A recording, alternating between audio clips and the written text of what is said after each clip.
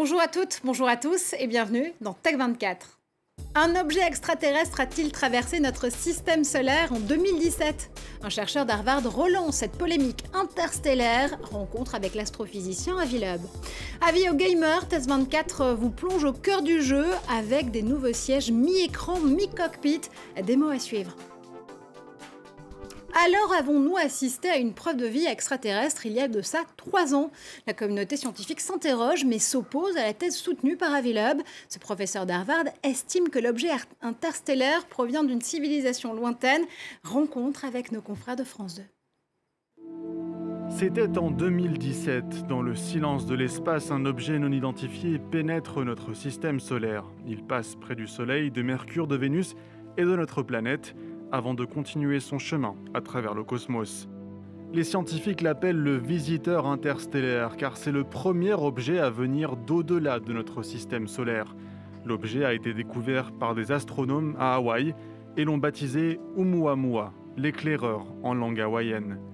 Et selon cet astronome de renommée mondiale, ce messager pourrait être le signe d'une civilisation extraterrestre. Après avoir analysé toutes les données, j'en suis arrivé à la conclusion que ça pourrait être d'origine artificielle. C'est comme être sur une plage, sur une île, et au milieu des coquillages et des rochers naturels, de voir arriver sur le sable une bouteille en plastique, qui indique qu'il y a une civilisation au large, au loin. Voici la seule photo d'Oumuamua à 24 millions de kilomètres de distance. L'objet, fin et mesurant environ 800 mètres de long selon la NASA, a anormalement changé de trajectoire en approchant du Soleil. Des comètes peuvent changer de trajectoire quand leur glace fond en éjectant des gaz. Aucune traînée n'a été détectée chez Oumuamua, mais pour d'autres astrophysiciens, mystère ne veut pas forcément dire vaisseau d'extraterrestres. Yes, it's not exactly like a comet. Ce n'est pas tout à fait une comète, c'est pas tout à fait un astéroïde. Mais si ce rocher vient de beaucoup plus loin que notre système solaire, ce n'est pas étonnant qu'il soit un peu différent. Avi Loeb nous donne ensuite une dernière leçon d'humilité. Il y a des milliers de milliards de galaxies comme notre Voie lactée dans l'univers visible, tout combiné. Il y a plus de planètes et de systèmes solaires comme le nôtre dans l'univers que de flocons de neige sur notre Terre. Ça doit nous apprendre un peu de modestie. Mais ces affirmations l'ont isolé d'une grande partie de la communauté scientifique. Même les astronomes qui ont découvert Oumuamua ont rejeté ces conclusions. Il n'empêche, bien des mystères demeurent quant à cet objet qui nous a rendu visite il y a 3 ans. Alors, que faut-il en penser? Guillaume Gralet du magazine Le Point va nous aider à essayer de démêler le faux du vrai. Hello Guillaume. Bonjour Marjorie. Il faut dire que ce vaisseau spatial messager des extraterrestres vous laisse un peu dubitatif. Il me laisse plus rêveur que convaincu pour l'instant Marjorie, parce qu'effectivement il y a beaucoup d'interrogations sur sa forme, sur sa trajectoire notamment, mais imaginons un instant qu'il soit le messager d'extraterrestres qui habiterait par exemple sur l'étoile Proxima du Centaure, le système planétaire le plus proche du système solaire dans la Voie lactée. Eh bien il lui aurait fallu, à une vitesse de 80 000 à 100 000 km/h, ce qui est quand même extrêmement rapide, pas moins de 45 000 ans pour venir jusqu'à nous. En fait, ce que j'attends, c'est la multiplication des observations qui seront possibles, notamment grâce à l'observatoire Vera Rubin, qui sera bientôt déployé au Chili. Là, on va avoir de plus en plus d'objets interstellaires et on aura peut-être une idée plus précise de ce dont il s'agissait exactement. Alors qu'il ait raison ou pas, Avi Loeb met en tout cas le doigt sur la plus tenace des questions scientifiques, celle de la vie dans l'espace. En France, depuis plus de 40 ans, le GEPAN, un département du CNES, s'intéresse de très près aux phénomènes spatiaux non identifiés. Alors, sommes-nous seuls dans l'univers? On en parle avec le docteur en histoire des sciences et expert éthique auprès du CNES, Jacques Arnoux. Bonjour. Bonjour. Alors, on va confiner à la philosophie spatiale avec vous. Avec cette première question d'abord, pourquoi l'homme ressent-il toujours le besoin de chercher un autre que lui dans l'espace? D'abord, vous savez, tout être vivant, depuis la plus petite cellule jusqu'à l'énorme baleine, a le souci d'identifier l'autre être vivant qui s'approche de lui. Est-ce un ami ou un ennemi? Est-ce un partenaire sexuel ou une proie bonne à manger? Nous, les humains, possédons une capacité supplémentaire. C'est notre imagination. Nous sommes capables de voyager grâce à notre cerveau, dans d'autres espaces, dans d'autres temps. Nous sommes capables d'y rencontrer d'autres êtres que ceux que nous rencontrons habituellement, de vivre avec ces êtres imaginaires des relations nouvelles, extraordinaires, si possible amicales, parfois conflictuelles. Nous parlons ainsi d'alter ego, d'autres que moi, d'autres que nous, qui nous permettent de mieux nous connaître, parfois d'être plus heureux. Mais tout cela, c'est dans l'imagination. Si bien que lorsque nous quittons le monde de l'imaginaire, lorsque nous revenons sur Terre, nous cherchons s'il n'existe pas de tels êtres. Nous sommes à l'affût, nous sommes dans l'attente de l'autre. Et j'ai coutume de dire que la question de l'autre suit notre humanité, nous suit comme notre ombre. Monsieur Arnoux, pourquoi, à votre avis, l'approche pluridisciplinaire, notamment du GEPAN, est essentielle à vos yeux? Alors, tout d'abord, vous rappelez que l'activité du GEPAN repose avant tout sur les témoignages qu'il reçoit depuis bientôt 45 ans. Des hommes et des femmes s'adressent au GEPAN parce qu'ils ont vécu, éprouvé quelque chose d'extraordinaire, qu'ils ne parviennent pas à s'expliquer.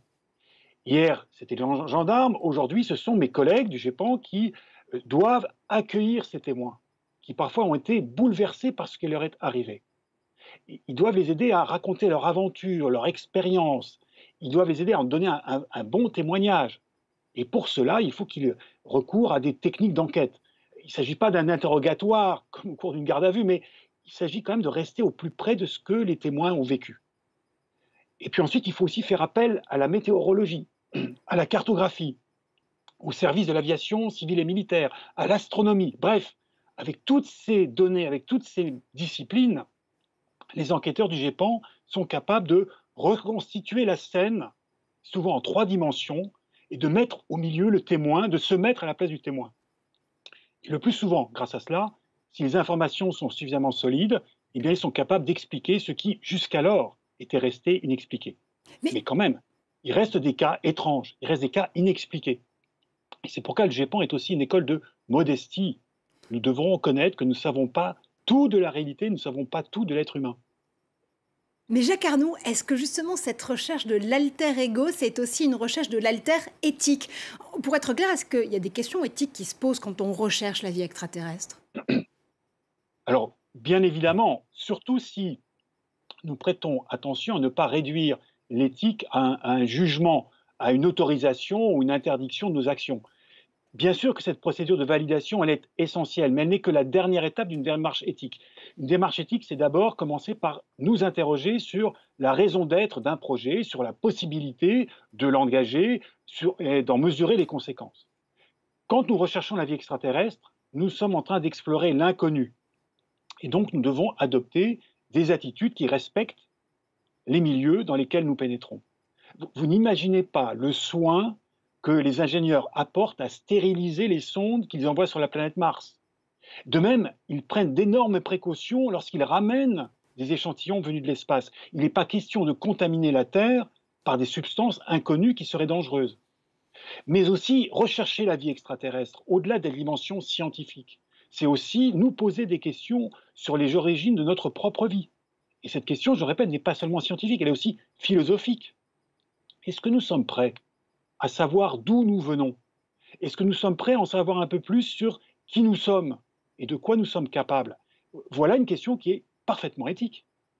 Et voilà une question évidemment qu'on continuera à se poser avec vous. Merci infiniment Jacques Arnoux. Alors Guillaume, cette question de la vie extraterrestre, c'est une interrogation scientifique complexe par excellence. Pourquoi? Parce qu'on ne peut pas l'écarter. Et Avilab, ce n'est pas le seul scientifique, en l'occurrence, à se heurter à cette question de la véracité scientifique. L'histoire spatiale, elle est émaillée aussi de chercheurs qui se sont heurtés à un moment donné à des contradictions. Oui, ce qui est très intéressant, c'est par exemple de revenir au parcours scientifique de recherche de Fritz Zwicky. C'est un astrophysicien américano-suisse. C'est le premier qui a mesuré des anomalies dans les mouvements des étoiles et des galaxies par rapport à la gravitation. Il a émis l'idée de la matière noire et il lui a fallu pas moins de 50 ans pour être pris au sérieux. C'est un parcours qui peut être rapproché de celui de Galilée lorsqu'il s'est opposé à la théorie défendue par Aristote et qu'il a notamment, grâce à sa lunette astronomique, défendu une approche copernicienne et infinie de l'univers. Autre théorie challengée en son temps, celle du Big Bang.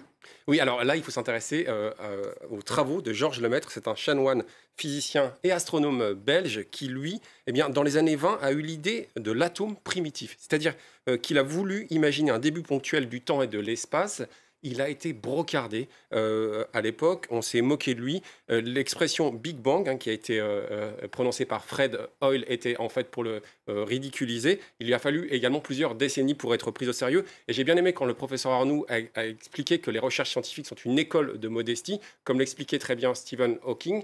Il nous faudra encore beaucoup de travail pour avoir une théorie du tout. Bref, la recherche est passionnante. Merci Guillaume. Et tout de suite, vous allez voir notre propre version de Game of Thrones dans Test 24.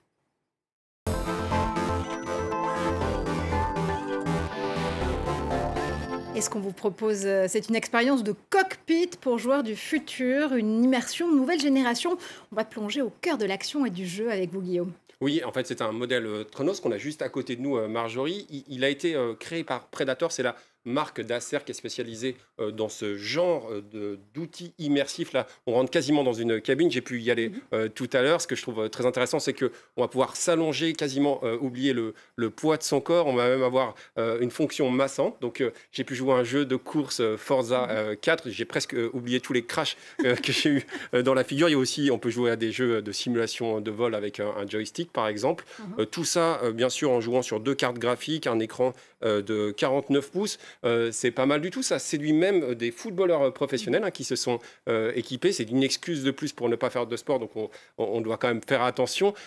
J'ai envie de dire un grand bravo. C'est juste un tout petit peu imposant. Et 200 kilos, il faut faire attention de bien pouvoir être sûr d'avoir la place chez soi pour pouvoir s'équiper. Ouais, puis ça éveille aussi l'appétit d'autres projets concurrents comme le Razer, projet Brooklyn, qui a été présenté au CES d'ailleurs. Hein, c'est un concept. Oui, alors c'est juste un concept pour l'instant, mais ça fait rêver. Là aussi, on joue sur une immersion quasiment à 360 degrés. L'avenir, on le sait, Marjorie, ça sera sans doute avec des lentilles connectées, mais on n'en est encore pas là. On peut s'amuser en attendant. Oui, puis il faut aussi avoir le portefeuille qui va avec la profession de footballeur, puisque ces modèles-là, qui sont complètement fous, valent entre 18 000 et 25 000 euros selon les fonctionnalités. Merci en tout cas, Guillaume, pour toutes ces infos. On se retrouve nous très vite sur tous les écrans pour Tag 24 et pourquoi pas dans un Predator.